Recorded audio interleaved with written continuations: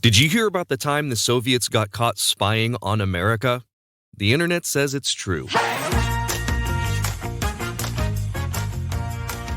Welcome to The Internet Says It's True, where every week we learn something that sounds like it's made up, but it's really true. This is part of the WCBE podcast experience, which means if you go to the WCBE 90.5 website, click on Podcast Experience, you can see all of the episodes there, listen to every one. That's WCBE.org. My name is Michael Kent. Thank you so much for hanging out with me again this week. With my busy touring schedule, I've been doing my best to keep up with getting episodes out, but it really has helped out for now to sprinkle in some of these rewind episodes, stories that I really enjoyed the first time and I think they deserve to be heard again. So this week, we are rewinding back to May of this year and our story about the thing that was known as The Thing. Please be sure to check out the Patreon if you enjoy this podcast and you want to be a supporter. If you join at the $10 level, you'll get your name read on every episode and get cool stuff in the mail. But if you just want to show support, you can join at only $1 a month and still get access to all the goodies online, like episodes ad-free and a week early, all the Joke Story Trick episodes, and the video from my quiz with the guest every week.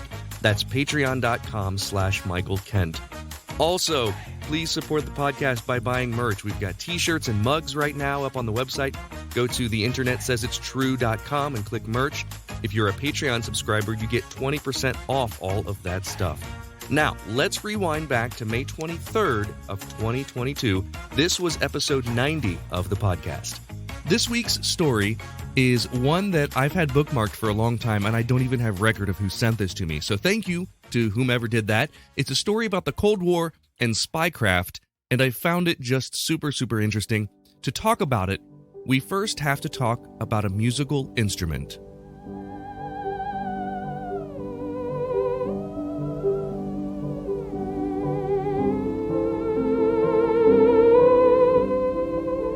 What you're listening to is called a theremin. It's a strange musical instrument. It's essentially a wooden box with large metal antennas sticking out of the top and the side.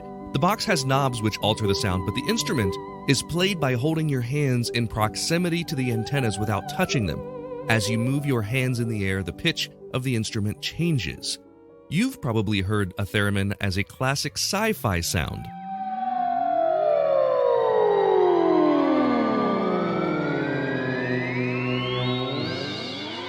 Even though sci-fi might be how you know the theremin, its use was far more widespread than that. It was invented by Leon Theremin in 1919.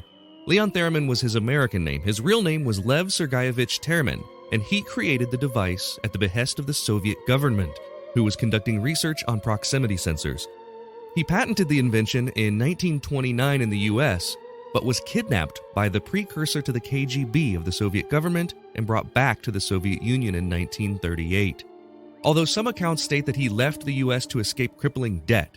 Whichever is true, his invention, the theremin, was not a huge success. It gained a cult following and is still treated as a novelty instrument. So what does this have to do with spy stuff? Well, you heard me mention the KGB, right? One of the precursors to the KGB was the NKVB, the People's Commissariat for Internal Affairs. That's the group that supposedly kidnapped Theremin to bring him back to the Soviet Union in 1938. He was placed into a forced work camp, then transferred to a Sharashka, a secret lab within the Gulag. It was there that he was forced to use his electronic knowledge to create clandestine devices for the Soviet Union. Let's cut to 1945 and the Young Pioneers. Its full name was the Vladimir Lenin All-Union Pioneer Organization, and it was a mass youth group in the Soviet Union for kids ages 9 to 15. It was kind of like the Soviet Union's version of the Boy Scouts, but with way more involvement from the state. During a meeting with the United States ambassador to Russia, Avril Harriman, the Young Pioneers presented him with a large wooden hand-carved wall plaque. It was of the Great Seal of the United States, an eagle with a shield holding olive branches in one claw and arrows in the other.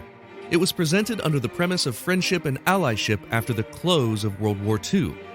Ambassador Harriman gladly accepted the gift and put it on the wall of his residential study. None of the Americans knew at the time it was one of Theremin's devices, a secret listening bug. I'll tell you more in a minute. I've been traveling again lately, and that means I've been wearing my Scotty vest jacket, which is awesome for anyone who sort of lives life on the go like I do. It's been awesome for traveling around because it's got tons of pockets for all my gadgets, my phone, my glasses, my wallet, my charging cord, you name it. It's a clothing company I believe in, and I'm confident they've got an article of clothing that you'll love. The best thing you can do is take a look at all the awesome pocket-packed clothing on their website. To get 15% off your order, visit the link in the show notes. There was a time that humans used 100% organic products as healing balms and moisturizers for their skin. Well, I've partnered with an awesome company that wants to get back to those times. Fatco sells organic and responsibly made tallow-based skincare products. For centuries, humans used tallow in skin moisturizers and healing balms, but unfortunately, the topical application of these fats seemed to stop around the same time that animal fats stopped being considered part of a healthy diet. A lot of modern skincare products do more harm than good by stripping your skin of its natural oils. Let's change that. You can try them out now at fatco.com and get 15% off your order by using my promo code INTERNET. Go to theinternetsayitstrue.com/deals for the link. Let's get back to the story.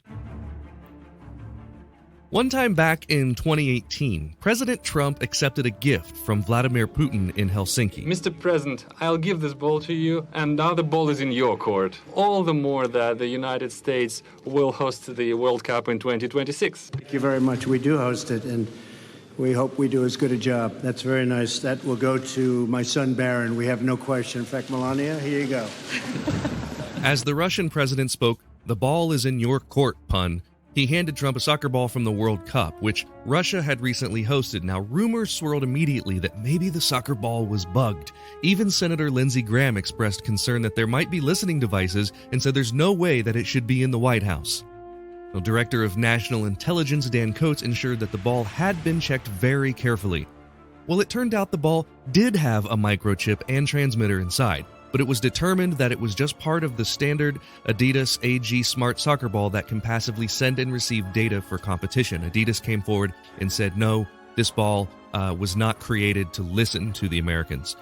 And there was good reason for concern. Our story, which takes place 70 years prior, was exactly that same type of Trojan horse, a listening device in the form of a gift. It's not a dumb idea.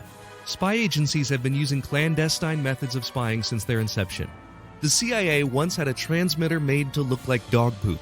They used it to keep an eye on enemy troop movements and activity during the Korean War. In the 1970s, U.S. intelligence built a listening device into a tree stump and put it in a wooded area near Moscow, and that was used to pick up radar and radio communications from a nearby airbase. But predating those was the Thing. They called it the Thing because when they discovered it, they had no idea how it worked or what it did exactly.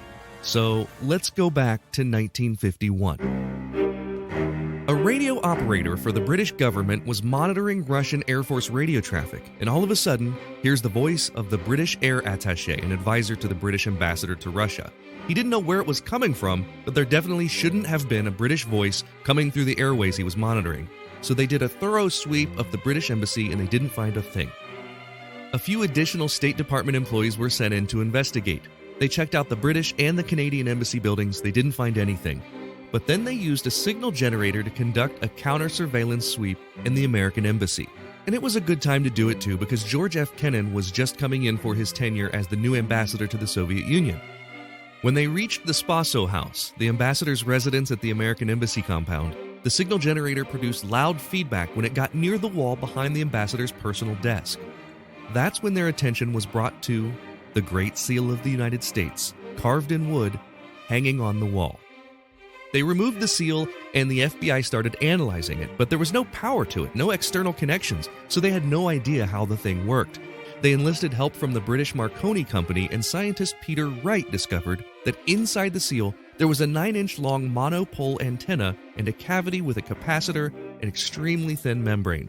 It essentially acted like a condenser microphone, and the way it worked was that the device had to receive a radio signal of the correct frequency, and it would sort of activate the device. Sound waves would pass through the wooden case and cause the thin membrane to vibrate and then retransmit the signal out of the building.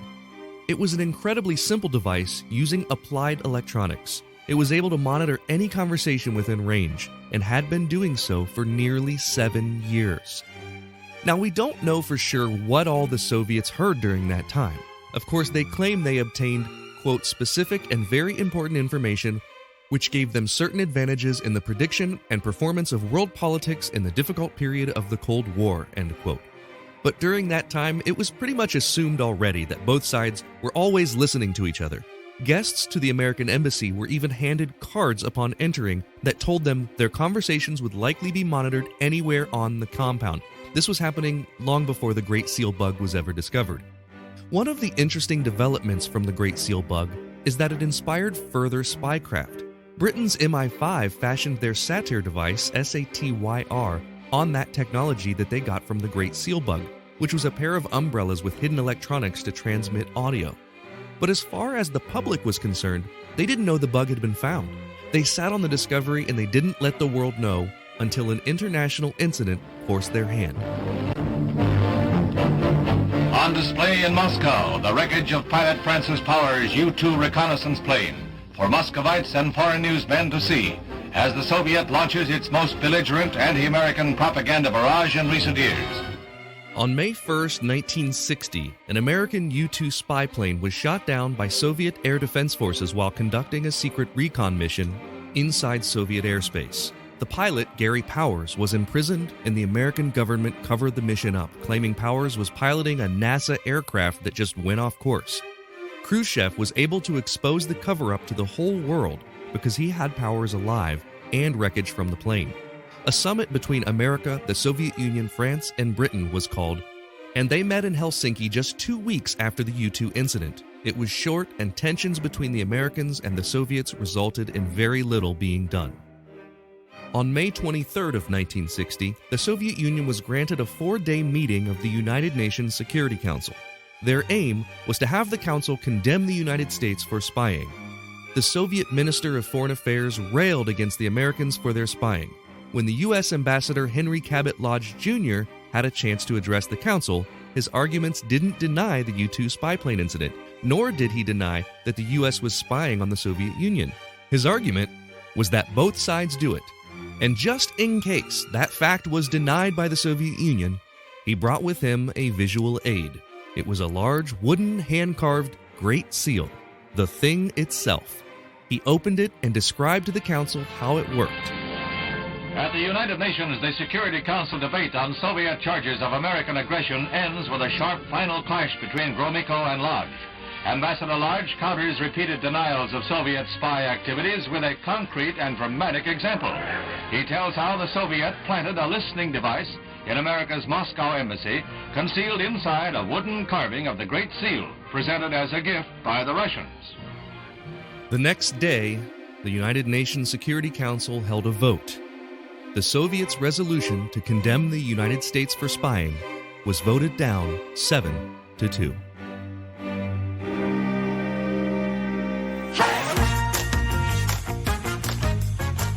Well, now it's time for the part of the podcast where I call a friend, and today I'm calling Daniel Malone. Daniel is a musician from Savannah, Georgia, who is currently touring as his solo project, Danny Moon. Let's take a listen. You were a widow when I first saw you, leaning on a palm tree by the riverside. You were in a sundress, it was on a Sunday. We were in the sunshine by the sea.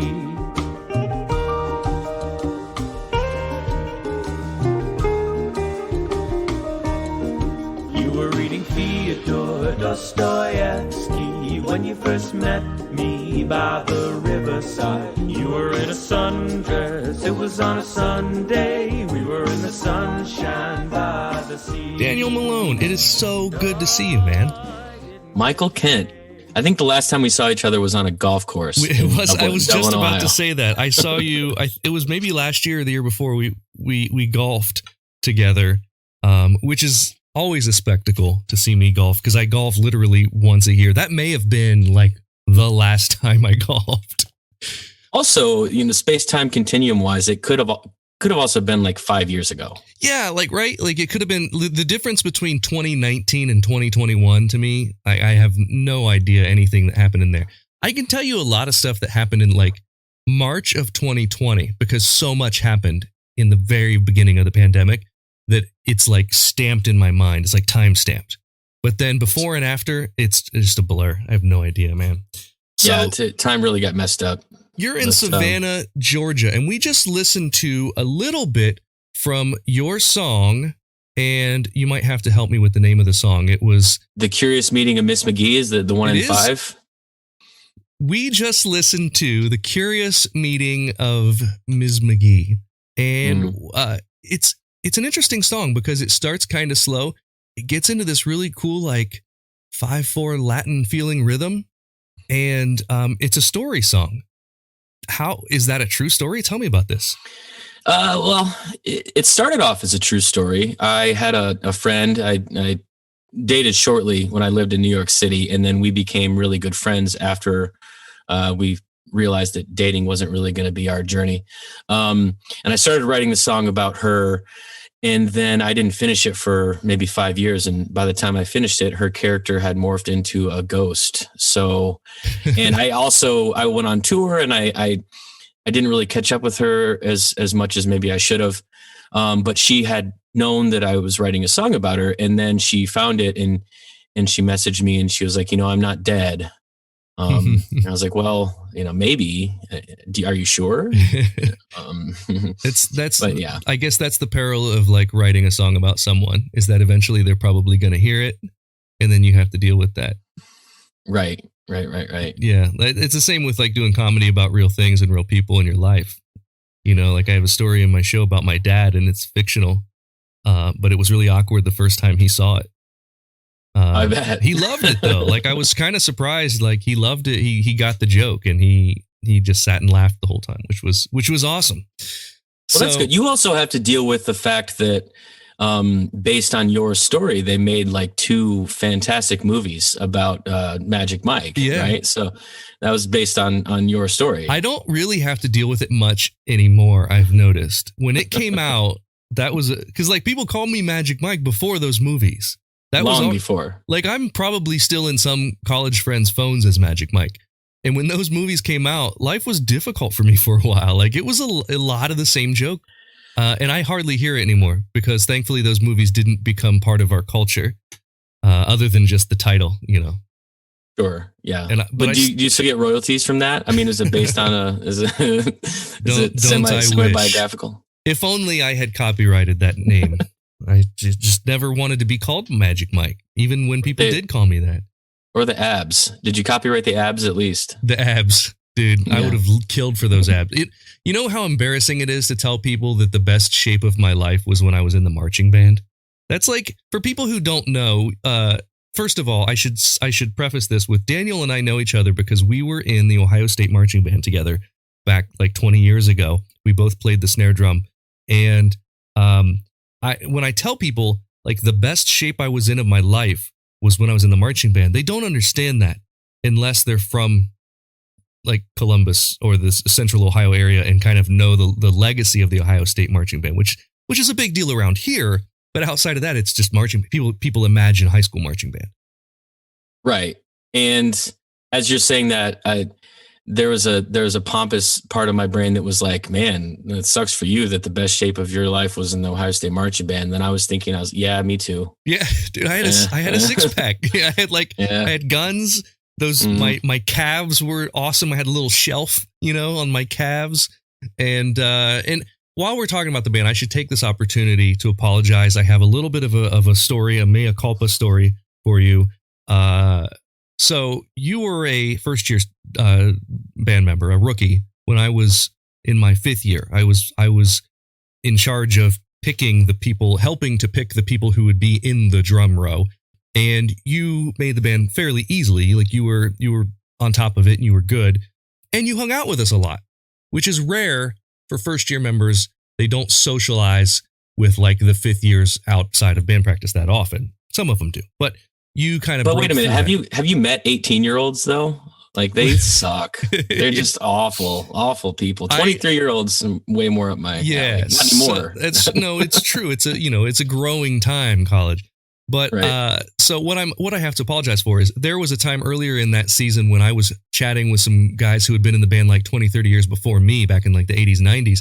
And they were like, man, the worst thing we ever did to rookies was something called the emotional roller coaster. And I'm hooked, right? Like I'm a 23-year-old guy getting ready to be like the squad leader. I'm like, what's the emotional roller coaster? He said, what you do is you take like the rookie that is like, you know, friends with everybody and really friendly and who doesn't, you know, who's good, like your best performing rookie, and you go on a trip, on like one of the band trips, and you just ignore them for the whole trip. And as soon as they said emotional roller coaster and explained what it was, I was like, Dan Malone, we're doing this to Dan Malone. Because you would come to parties with us and stuff. So we went to... No, wait, not only would I come to, I would get invited to parties. You wouldn't just show up like, hey, I wouldn't guys. yeah. No, there was some stories that I won't tell on this family friendly podcast involving you and some other people. But It was a crazy time, man. I really appreciate you inviting me to those parties too, because I immediately had a whole group of friends, and I was an 18-year-old that didn't know anything. So I really appreciate that. Yeah, and like, so we took you on this, we went on this band trip to Chicago, Illinois, Northwestern University. We're playing, and we just decided, and I had told like the other squad leaders, like, we're just gonna not talk to Dan on this trip as a joke, and not thinking like that probably sucked. What a mean thing to do. Like even during, I remember during uniform inspection, when you go down the line and you inspect each person's uniform, I just skipped you. And I think I remember you going like, hey, you didn't. And I was just like, you're fine, whatever. And just kept going. It's just a horrible thing to do to a person. It's probably very technically, we're probably very obviously hazing. But I'm taking this opportunity on my podcast to say, I'm sorry, Daniel. It was a horrible thing to do. Well, I appreciate the apology. I can say, I think with 100% certainty that I didn't really feel particularly upset by that. I think also in retrospect, there were some really nurturing older members in the marching band, like the Kristen Nelsons of the world. And I think either her or Brooke Schrickle. Yeah. I think one of them actually kind of came up to me and was like, "Hey, this is what they're doing. Like, don't let it phase you." Like, yeah, it's okay. Good for them. So yeah, I think somebody took me under their wing and made sure I didn't feel emotionally hurt by that. But Well, I will say though, because that's a close call, because when I was in fourth grade, the only abandonment issue I've ever had in my life came from my best friends in fourth grade who decided for like a month and a half not to talk to me. And I've talked about it to my therapist the other day. It's interesting what gets kind of stamped in our memory sometimes, but that didn't get stamped in my memory. And if it did, it was with love kind of thing. So yeah, a lot of the stuff, I do appreciate the apology though. Of course, a lot of the stuff we used to do back then was with love, and looking at it from the outside or with a 20-year retrospective, it's kind of like, man, that was pretty rough, but I don't remember it being that way, you know? And that's really kind of why hazing is a problem in colleges in general, like in fraternities and stuff, is because when you're in it, you don't see the problem because you're so close to it and it feels like a family. But if someone didn't want to do something in the band that we told them to do, it was usually pretty cool. It was usually fine. Like, okay, fine. But then again, you don't know those times when someone didn't speak up because they wanted to fit in, you know, and that gets into a whole other deal. But we've stayed friends. We've stayed in touch, and you're on the podcast now. And so it's time to get into this week's topic, which is something that you don't know about. You don't know what this is. Question number 1, we're playing for a joke. So if you get it right, I have to tell you a joke. And if you get it wrong, you have to tell me a joke. Cool? Got it. Yep. Okay. During the early days of the Cold War, a group of Soviet schoolchildren gave a gift to the American ambassador to the Soviet Union that ended up being a problem. Which one of these gifts was it? Was it A, a plaque that was found to be a secret listening device, B, a pair of gloves that were laced with secret poison oil, or C, a set of Russian dolls that made fun of American leaders? Obviously it wasn't the gloves, although what if it was, and there were like 3 dead children, but they're like, you know what? It's still a good gift. Why do you say obviously gift. Though? Well, because if the child gave the gloves to the ambassador, okay, then the child would then be, Sure. placed with the poison and probably wouldn't make it that far. It's probably the plaque. But I kind of want to tell you a joke, so I'm going to go with the gloves. The gloves. But so you're going with the gloves because you want to tell a joke. Yeah. But because I think I know it's the plaque, but I want to tell a joke. I'm gonna. This is a weird one, but I'm gonna give you half a point for this because you did get it right. It is the plaque, but I'm still only giving you half because I want you to tell me a joke. So we'll give it. Right. We'll give it. Normally we do a bell for a win and a sad trombone. We'll give you both. Here they are. Here's the bell. Here's the sad trombone. Okay, there we go. Tell me a joke, Dan Malone. All right, here we go. So, Irishman walks into a pub and the bartender says, "What can I get you?" And he said, "I'll have 3 Guinnesses." And bartender puts them down in front of him. He takes a sip on the left one, middle one, right one, over and over and over until they're all gone. And the bartender comes back. He's like, "You want anything else?" He's like, "Yeah, 3 more." He's like, I'll keep an eye on you if you just want to get them one at a time, if you want to drink them while they're cold." And he said, "I appreciate that, but I have 2 brothers. One's in Australia and one's in Los Angeles. And we made a pact that every Sunday we were going to get together and drink together, even if it's just kind of in spirit. So this is how we drink, and it's our thing." So bartender's like, "Great, fine."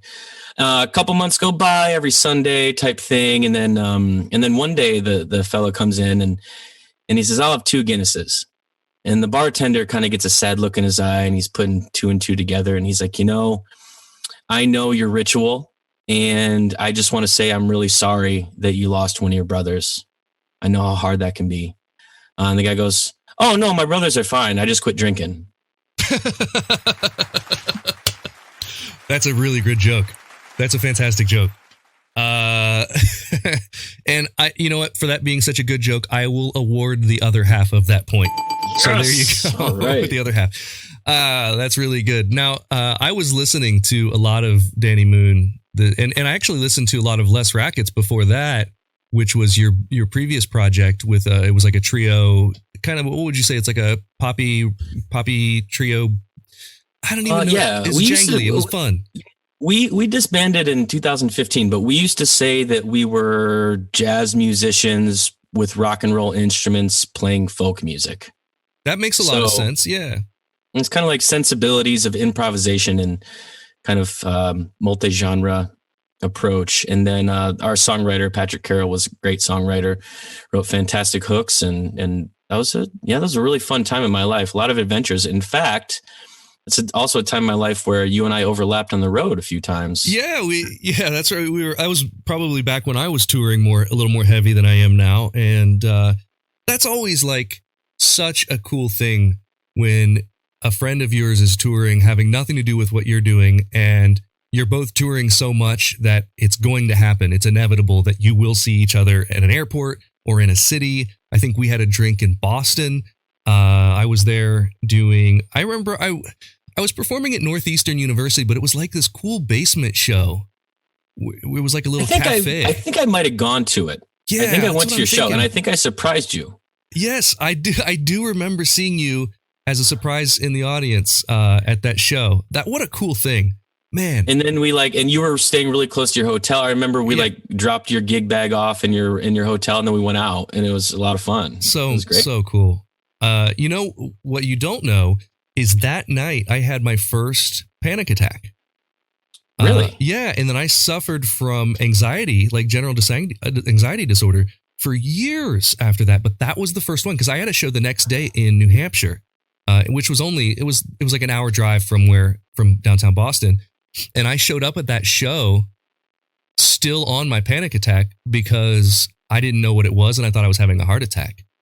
And well, I'm really sorry then for showing up after the show and telling you that I got word that your parents died. It's like that really launched me into a whole thing, man. I shouldn't have done that. Yeah, that was a bad joke. No, I'm happy to say that I have got it under control through a lot of different things, including medicine and meditation, which are both great things to do, and therapy. But in any case, I always hope that I run into friends on the road. And so if you ever see me performing in your city and you show up and you just are in the audience, that's like the coolest thing you can do. So yeah, until you learn that was the catalyst for like a decade of panic attacks, and then you start to question everything else. No, I agree. I agree entirely. I was on the road for around 5 years with Les Racket, and anytime a friend would show up, it was just kind of that added little like familial, just a little bit of home where you're like, hey, like another part of my life on this crazy adventure that is so full of ups and downs. And that's probably, I had a lot of anxiety from being on the road as well, I have to admit. I mean, it's a combination of like uncertainty and lack of sleep. And it's just that lifestyle is just prone to give you anxiety, I think. Definitely. I agree. I would just stay up too late, back then. Like I would, and then I would have 6 a.m. flights because I would like to get to the city early. And so it was just day after day after day of that. And there was times I was on the road for like more than 200 days a year. And I don't do that now. I'm not on the road as much now, but as when I was like 30, it was a lot easier than it is, now I'm 43, and there's like a big difference there. Yeah, I've gained definitely. weight. I've gained some like more gray hairs and wrinkles, and it's just not quite as easy as it used to be. I still love touring though, I think there's a lot more touring left in me. Well, we do everything like that smarter now, Yeah. At least I know exactly where I'm going to sleep if I'm out of town, whereas before, and that was different for me because I was in a trio. We had a minivan. It wasn't no flights unless you're flying away from the tour to go home and then fly back to the tour. Yeah. But it was being responsible for 2 other people and driving multiple hours a day and booking shows at coffee shops and meeting for the sound check and talking with the radio station and this and that. And it was such an adventure back then, flying by the seat of your pants thing. And now I'm like, okay, if I'm doing this thing 3 months in advance, I'm going to know exactly who I'm going to talk to, where I'm going to stay, what time the thing is, what I need to bring, what I'm going to wear, what's going to be in the green room, etc. It's like, I need all that stuff planned out now. But that's okay. And having done it so much, if you told me I had like a college to perform at tomorrow, it's no big deal. Like I'm packed.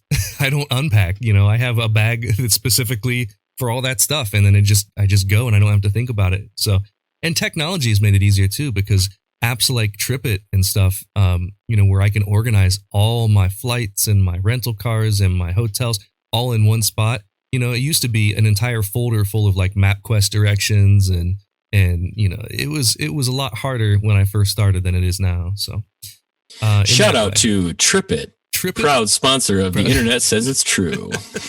Don't I wish? By the way, if you're listening, I really do love your app and I would appreciate a free subscription. So anyway, let's keep moving. You're 0 for 1, but then it was awarded after the fact, so you're 1 for 1, and you're also like there's a half a point missing because you purposely got the. We'll just give you the full point. Question 2. For this question, ready. We're playing for an admission of something we do well. So instead of an admission of guilt, it's an admission of something we do well. And if you get it wrong, you've got to tell us something you're good at. If you get it right, I'll tell you something that I am good at. The Guinness Book of World Records says that the world's largest microphone is the Koros Super Mic, and that microphone is 16.5 feet tall by 10 feet wide. It was made mostly as a novelty, but the microphone actually did function and work as a mic. The world's smallest microphone, on the other hand, is only half a millimeter square, 0.5 by 0.5 millimeters, and it's used for which one of these purposes? Is it A, in a pair of CIA handcuffs? Excuse me. Is it A, in a pair of CIA cufflinks? B, is it being glued to cockroaches so scientists can hear them as they go throughout their day? Or C, used inside of tiny imperceptible hearing aids? Okay, so when I got my CIA issued uniform, it did not have cufflinks in it. They were cheap. They were very cheap about it. You could be CIA, and it would be a great cover. Being a musician and touring, like that's like a great cover for a CIA operative. Yeah, I agree. Also, I think that the government is technologically less advanced than we give them credit for. A lot of times, I think movies have done wonders to the perception of our intelligence agencies. If I'm wrong, strike me down, CIA. See, cockroaches. Doesn't make any sense. If anything, it would be video cameras, because you wouldn't want to listen to where they go during the day. It's just going to sound like pitter patter. It's got to be hearing aids. C. You are correct. It is the hearing aids, the imperceptible tiny hearing aids. When I wrote these other ones, I was thinking like maybe cockroaches have like a language that they have. I don't know. I mean, I did see, you ever see Joe's Apartment? Oh my gosh, I forgot about Joe's Apartment. That's right. So it could be one of those situations. Yeah. So like, you were talking about how the government's probably not as technologically advanced as we think. I think that's probably true, but that's changed in our lifetime, right? Because, well, maybe not in our lifetime, but just before our lifetime, like airplanes that are in the air now, like our fighters were way ahead of their time when they were designed in like the 60s and 70s. Like they were hiding stuff from us, the technology that they had that no one knew existed. And now, if there is technology that we don't know exists, I can't see it being any more amazing than stuff that we have now, like what SpaceX is doing and what you can find on the internet. That's a great point. When I think of it, I think more about like little Charlie Thompson, who's 13 years old, and he's like a better hacker than the people they have like working. You know what I mean? Like, I think of it that way. I think of it from that angle of like the people that are most talented at the new technologies are probably not hired by the CIA. They're probably the CIA people are like tenured. Like the 55-year-old people are trying to like learn how to hack because they want to keep their jobs. And yeah. Well, by the way, Charlie Thompson, if you're listening, I will send me your mailing address. I'll send you a free sticker. And that takes us to question. Oh, you know what? You got that one right. So I have to tell you something I'm good at, that I do well. Yeah, please. I want to hear this. I always forget. Can I make a request that it's not magic or comedy? No, because something that I don't know about you. Yeah. So here's the thing. When I added this stakes for this question, that was the purpose. Is that it's because I'm not good at talking about things that I do well, other than like work related stuff, like drumming and magic. Sure. Whatever. Like even like podcasting, I enjoy it. I can say that I do it well. It doesn't make me uncomfortable. I feel comfortable bragging about it. But like personal qualities, this is what I want to hear. With. And one thing that I will say is, I am good once I'm talking to someone. Sometimes I'm a little bit shy about starting a conversation, but once I'm talking to someone, I'm really good at conversation with like a stranger. And I'm able to continue a flow of conversation. It's not awkward, because I can pick up on the social cues or whatever there. But it's only like that after I get into the conversation. I was never good at unless I'm doing magic, I'm never good at just approaching a stranger to talk to them. It's always been difficult for me. That's really funny that you say that, because the first, 6 to 7 months that I knew you, I guess our whole interaction was somewhat of magic. It was like you were like performing in a certain way because you were a leader in our organization. And so I guess because I always thought about you as someone who was able to, for lack of a better terms, be a chameleon in conversation, like whether it's an astronaut or like a third grade teacher or, like a guru of some kind. Like I would bet money on you being able to strike up a conversation with that person and carry it along. So to hear you say that is interesting. Yeah, because I've never really. I think to carry it along, I can do and even striking up the conversation. It's the approach. It's the deciding to go and talk to a person. It happened today. Today I'm part of our city's public arts commission, right? So we had we were dedicating a mural that was painted, and there were people there that I wanted to talk to from the city, that I knew that I wanted to like meet, and just couldn't bring myself to. I just decided that I was going to be the guy that was just there, quiet, sitting in the background and not talking to them, because I just have trouble with. It's like some sort of social anxiety that I get about the approach to talk to a person.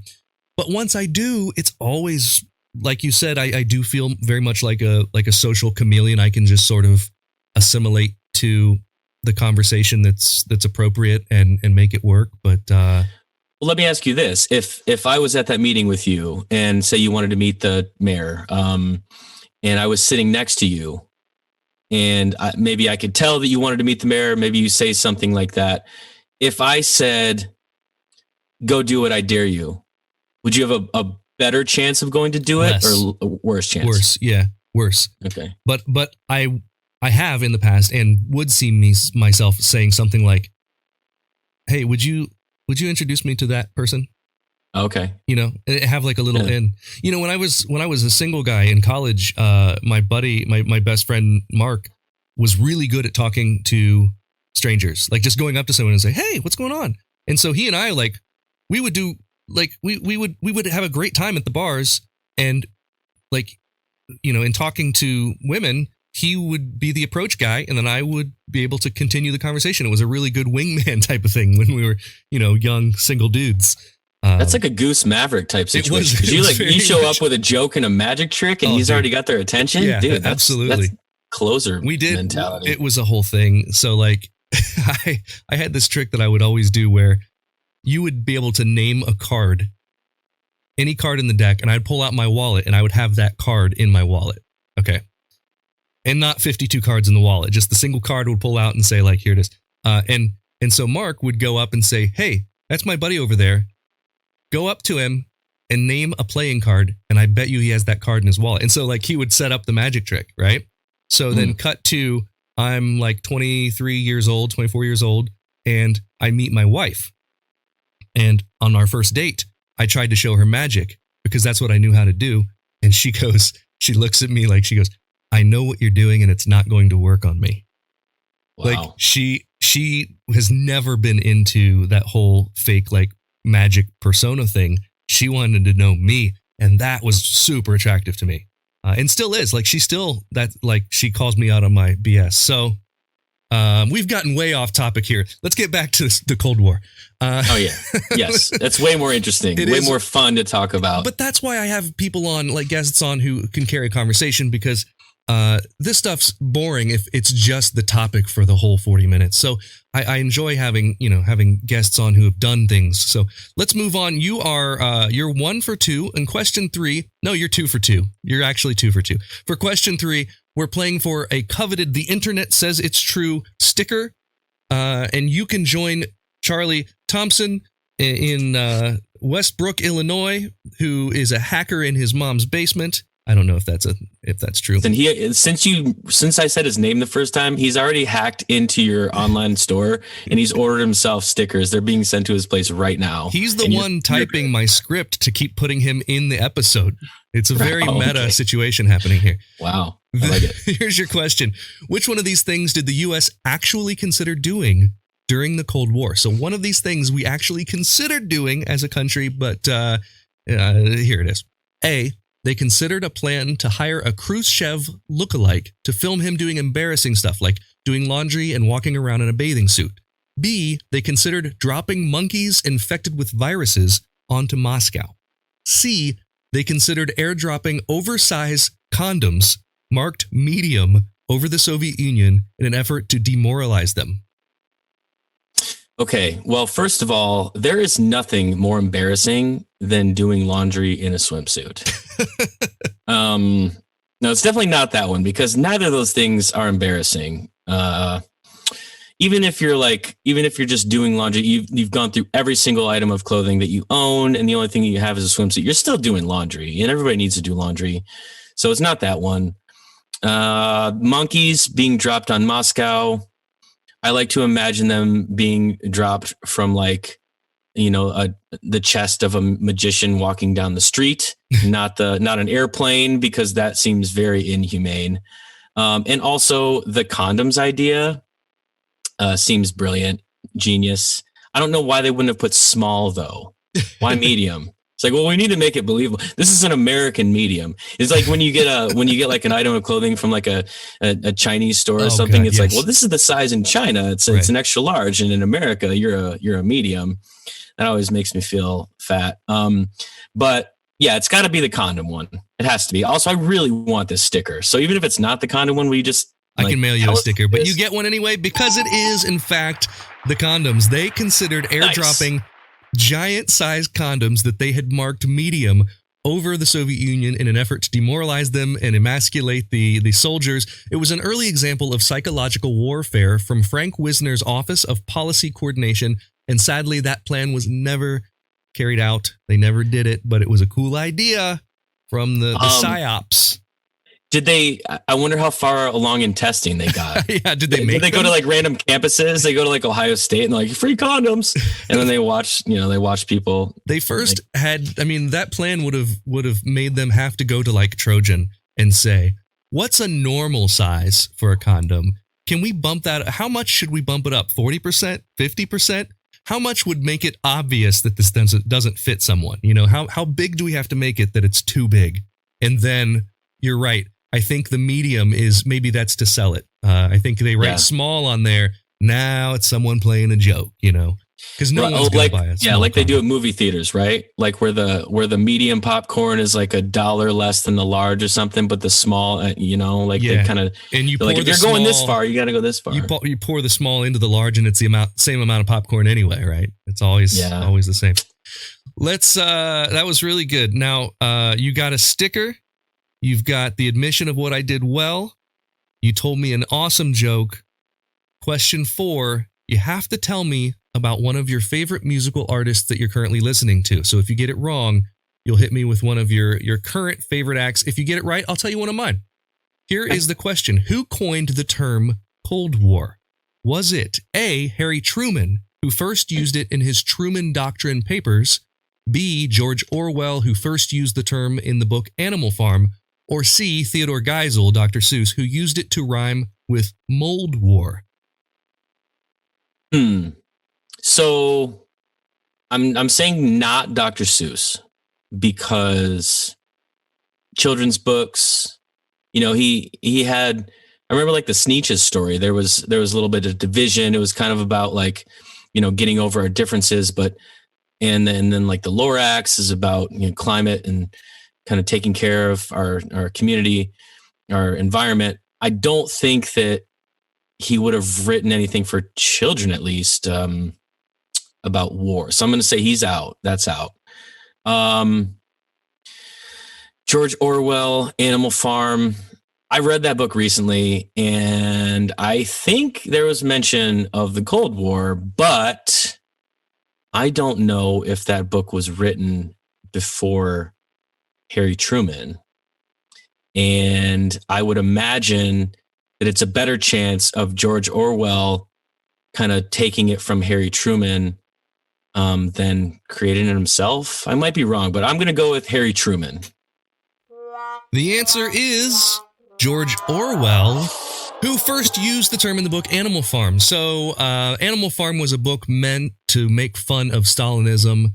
I think I read it in school, but that was, I don't care about world politics when I'm 13 years old, being made to read that book. So I really think I should pick that up again. You said you read it recently? The second time. I read it in school too. So more enjoyable as an adult then? Sorry, more enjoyable?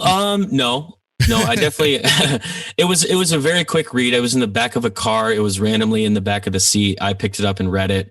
It was fine, but you made an interesting point. You said you didn't really care about world politics back then, but I would say that, there's community politics, there's interpersonal politics, microeconomics.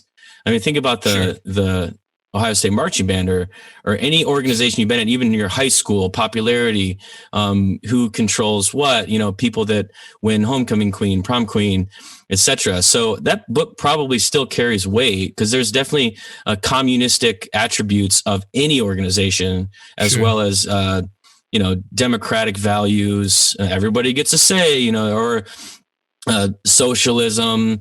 It's all throughout a lot of different organizations. So yeah, but I would want to know what your opinion is if you read it again. We should talk about it next time. I think I might pick that up. I also have been wanting to read 1984 again because both of those books I read when I was too young to appreciate them.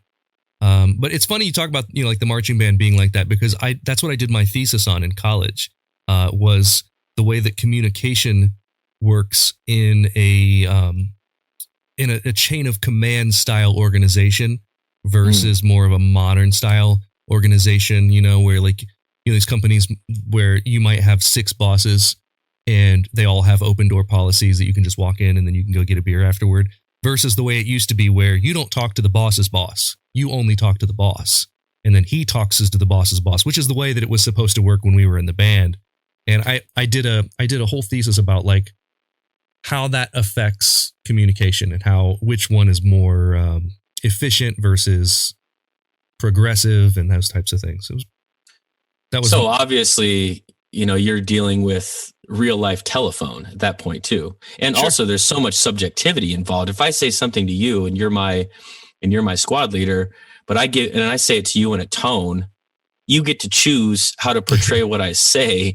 And you pretty much tell the person above you how to think about it and how you deliver my message. Yeah. And that can work both ways because I can also soften a message if I want. Like if I'm in an organization and I'm someone's manager and they do something that wasn't right and I'm their manager and I have to report that up, I can soften that and say, well, something setting wasn't right and the victim of that was this person that works for me. And you know what I mean? Like it can work both ways sort of. So man, you're killing it. You're 2 for 3 at this point. No, you're 3 for 4. And you've only got one more question, but before we do that, you got that wrong. And so I need you to tell me about one of your favorite musical artists that you're listening to. Okay.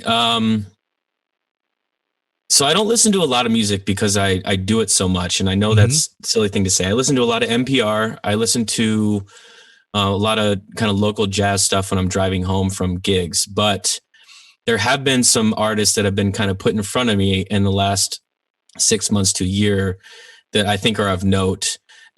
Especially I'm a pianist now as well. It's something I have undertaken like in the last 5 years, and I write music on the piano and I really enjoy it. It's fun learning a new instrument, having that, not being good at something thing again. So somebody that's really been inspiring me lately is this English artist named Jamie Cullum. Yeah. My wife listens to him. I'm not familiar with any of his music, but I know my wife digs him because she's really into that type of thing. So something that's really cool about him is he's definitely a jazz musician, but he's a rock star. Yeah. Like if you watch him perform, he's got that attitude and he runs and he jumps and he's got that kind of pizzazz of a really high energy performer. But then he's playing these just nasty jazz solos on piano and his band's killing and he's just really great. And I think one of the most creative musicians in the world right now, at least talent wise, is a young guy named Jacob Collier, who I think is probably in his mid-20s now, but kind of came on the scene. But I'm not familiar with Jacob Collier. And now is he like a TikTok sensation? I don't know. Or does it predate that? Is it more like YouTube? Yeah, YouTube. I think YouTube. I think when he was 18, 19, still living in his parents' house in London, he kind of started videoing himself playing all these different instruments and chopping them together and creating incredible 35-part harmonies using a vocoder, and he can play any instrument you put in front of him. He's just natural talent, understands harmony and music theory better than anyone that I've ever seen or heard of. There's a YouTube video of him explaining music theory to a kindergartner and then a third grader, a middle schooler, high schooler, a doctoral candidate, and then Herbie Hancock. And the way that he describes it is perfectly articulate and appropriate for each person, including Herbie Hancock, who's blown away. Herbie Hancock's, he was in the Miles Davis area. He's played with the best musicians on the planet, and Jacob Collier is explaining to him these negative harmony theories and all this stuff and he's 19 when he's doing this too. That's sick. So yeah, I think that's probably the two that I'd say. Awesome. Well, you're doing well. Question 5 is for all the marbles, and if you get this wrong, I'm banning you from the show. You will never be asked on again. This is everything wrapped into one question. Okay. Where is the most enjoyable place you've visited? Visited. not necessarily toured, even just visited. Right. Okay. So my kind of knee-jerk reaction is a moment in time in New York City. Phantom of the Opera, very special person with me. Just a moment in time that kind of goes over in my head. But I'm going to say right up there, probably maybe a little bit more majestic would be I found myself in the Swiss Alps. I was on a tour. I wasn't even supposed to be hiking, but I was on a tour with a band from Montreal. Ironically, the band was called Old Savannah, which is where I live, and they do not. And I got hired to fly up to Montreal for some rehearsals, and then we flew into Paris and had a 45-day European tour. And one of the days we were in this tiny little town. I want to say it was called like Le Plan-Sorbet or something like that in Switzerland. And the hostel in which we were staying was butt up right onto a trailhead that led up into the Alps. And we had a free day. The rest of the guys in the group, I don't know if I woke up late or I don't remember exactly how, but they were gone. They were walking through the town, and I just decided to walk up the trail because I knew, or I thought, I hoped that when you start going up a trail, that eventually there's a payoff of like a big open area where you can enjoy a majestic view type of thing. And I'm in Switzerland. I'm in the Alps. I'm alone. I'm no expectations. I'm on work. Essentially, I'm playing music. So, and I have my musician clothes on, probably something similar to what I'm wearing now. I definitely don't have a backpack and Timberlands or anything. I have like relatively stylish clothes, and I'm like, going up this treacherous Alps terrain and kind of believing that, if I go far enough that eventually I'll get to a clearing. And I did. Took 3 or 4 hours to get there, but it was definitely a great payoff, and just overlooking, it was a beautiful blue sky, clear day. I could see forever, and I was reflecting on my future and my past and everything. So I think that's probably the right answer. That's amazing. You are correct. That is the right answer. And Yes. You performed well today. And I want everyone to go and check out Dan's music. You can do that in several places. You can look for Danny Moon, which is his solo project. Really great stuff. Also, look up Lulu the Giant. That's another stuff. I just started listening to some of that today, which is really great. Or if you find yourself in New York City, you can see Danny and Olive's Cabaret or at Bordello. It's Danny Moon with Olive to Partey. Wonderful, wonderful stuff. What's your, do you send people to social media, website? Where do you tell people to go? I have redporchrecords.com, which is my music studio site, and I'm not great at keeping up with it. I need a webmaster. Also my Instagram, Danny Moon Music, or, just that's pretty much it. I think, it's Olive to Partey, T-I-E. To Partey. But anyway, yeah, so the cabaret show, that's cool in New York. Also just, if you want to know anything else, just message me, Instagram or Facebook or any of that stuff. I'm not really great with Twitter. Do you do Twitter? I do. Yeah. Are you good at it? No, it's a cesspool. It's horrible. It's better than Instagram though, right? Is it not? I don't know. Nothing as good as TikTok right now. I can't. Yeah, I know. I said the same thing, and it's crazy. And it's gonna keep changing, and it makes me feel young and old at the same time. It's a very strange thing to do all the social media, but I still dig it. Do you think it would work if I made like a bunch of costumes that were like for my big toe, and I made like a TikTok toe page? Yeah. Here's what I found out with TikTok: whatever it is that you do well is not going to do well on TikTok. So you got to do something else. Because these videos, I go on TikTok and I do a 60-second version of one of these stories, and they do really well. But if I go on there and show the most amazing magic trick you've ever seen in your life, no one sees it. It's really strange. So I'd try to dance. Is that what I should do? Yeah, just whatever, the weirdest stuff, or I don't know. I like tic-tac-toe. I think that's a great idea. If no one's already done it, you should jump on that. Tic-tac-toe. Charlie Thompson's already beat you to it. I guarantee it. God He's damn it, already Charlie. on it. Dude, it's so good to see you. Thanks for taking some time on this Sunday. We'll see you. You'll be on another episode sometime soon. Oh, thank you. I really want to be. And also, I'll see you down the road, brother. I hope so, man. I hope to catch also, up with you. wait, real quick. I think I'm going to be at the OSU opener against Notre Dame. Any chance you're going to be there? I don't know. Maybe I might have to. That's going to be a night game. It's going to be a lot of fun. Labor Day weekend. I'll be there, brother. I might look into that. Maybe we'll go play golf again. Nope, not going to do that. But shut that down. I've been dejected lately by golf. Golf has beaten me, chewed me up, spit me out, and well, we'll just hang out and tell stories. Then that's good enough for me. You know what we'll do? We'll just look at random people and decide whether or not to go up and strike conversations with them. Okay, I'm going to need your help with that. I got you, bro. You and me. We got this. Thanks, Daniel. I appreciate it, man. Thank you, Michael. Bye. Well, that's all for this week. Thanks to Daniel Malone for being my guest. Here's a member of the Vladimir Lenin All-Union Pioneer Organization. Thank you for listening to The Internet Says It's True.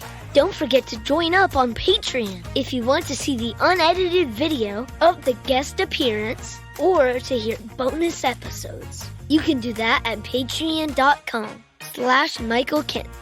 Also, if you learned something that you didn't already know from the show, please visit iTunes and leave us a review with 5 stars and a few words. That's the rule. You gotta do it. That helps us a ton, because that's how the algorithm works, to get the podcast suggested to more people. And that way we can keep learning something new, if the internet says it's true. The Internet Says It's True would like to thank the Patreon subscribers whose monthly contributions help to make this show possible. Sean Brown, Catherine Morgan, Bryce Swanson, Eugene Anderson, Matt McVeigh, Jim Martin, Joanne Martin, and the show's official Emperor Kick Track. The show is written and produced by me, Michael Kent. The theme song is by Finite Music Forge, and additional music this week was from Aaron Kenny and Huma Huma.